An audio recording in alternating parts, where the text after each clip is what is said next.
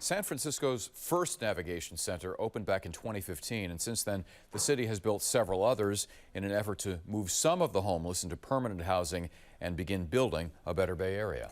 Navigation centers have always been controversial. Opponents argue that crime goes up and property values go down when one is built in their neighborhood. ABC 7 News reporter Leanne Melendez joining us now with a closer look at those centers and the impact they have. Yeah, so we looked at the numbers and found the opposite to be true. Oh. So that's positive. Now, in the case of one of the navigation centers, the city had to prove to neighbors that by just being there, it would be able to reduce homelessness in the area.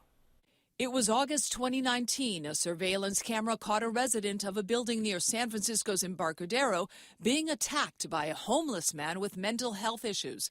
The timing could not have been worse, as the city had announced just several months before that a navigation center for the unhoused would be built just a few paces from where the attack occurred. Terrible.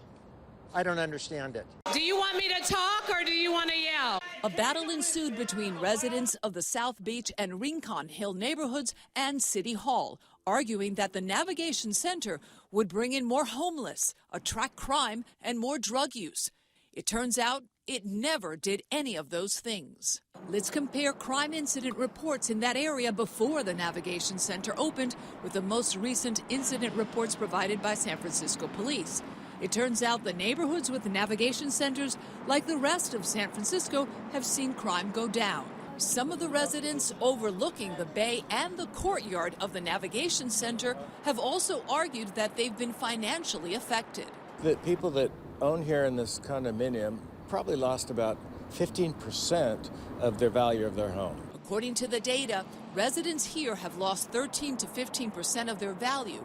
But they can't blame the navigation center because every neighborhood in San Francisco has seen a similar or higher decline. Drug use at this nearby open space area has always been a problem. But today there's less of it because crews from the navigation center come out every 2 hours to clean the surrounding area while asking those who are loitering to move on. If there is an issue with an unsheltered individual in crisis, or perhaps some trash or something happening around the perimeter of the facility, we can respond to it and see how we can help. If somebody's overdosing, we'll administer Narcan. The center told us in the past 4 years, Narcan has been administered to 170 people, either inside or outside the facility. Five Keys is the nonprofit running the center with 197 beds. Currently, the staff at the center meet with local residents every 3 months to make sure any complaints and concerns from neighbors are addressed. There's also a hotline where neighbors can call the navigation center directly 24/7. So would you say that the community here is more involved in what happens in the surrounding areas than other places would be? From my experience, they are more involved, yes. And that's a good thing, Oh, right? it's a great thing. It puts pressure on you guys. Oh, for sure. We're being held accountable just like we want to be held accountable. We're accountable to the community, and having somebody hold you accountable is not a bad thing. It's not always the case at other navigation centers where it's nearly impossible to control what happens on the outside. Take a look at the navigation center at Division Circle on South Van Ness Avenue under the on-ramp. This one is run by the nonprofit St. Vincent de Paul. The area has long been a site for tent encampments, loitering, and garbage. This is a mixed-use neighborhood comprised of mainly businesses and a few homes. Oddly enough, some of the businesses we spoke to didn't even realize that this huge white tarp with beams was a navigation center. Still, they told us they've seen fewer people sleeping in front of their buildings. That's gotten better because sometimes we would come into the office and there would be somebody sleeping up against the bricks or up against the gate. But now there's almost none of that. Navigation centers were created as a way to provide services on site while helping people find permanent housing. The goal was to make that transition within 90 days. Out of tents, off the streets, and into permanent housing.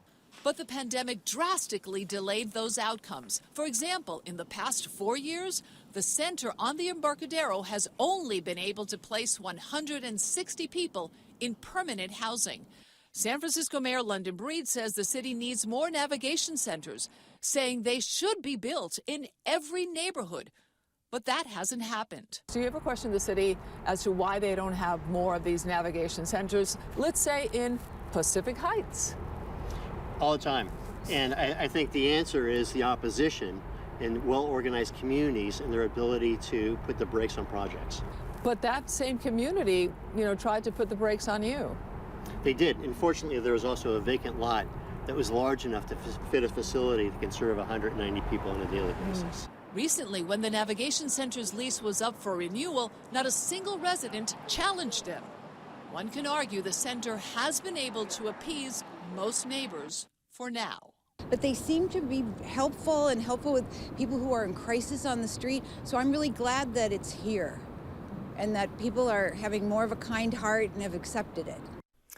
So the city leases that land for $37,000 a month. Now it's owned by the port and will eventually be used to build housing. Once they come up with a plan, that center will have to close, so that center is not going to be there forever. And I think a lot of people, including the city, are very disappointed that they haven't been able to place more people into permanent housing, but the pandemic had a lot to do with that. Sure. So. I mean, this is your classic NIMBY scenario. Yeah, yes, we want to help the homeless people, but not next to my house. Right, Yeah. yeah. True. It's hard to change minds, Yeah. Interesting story. Thanks, Leon.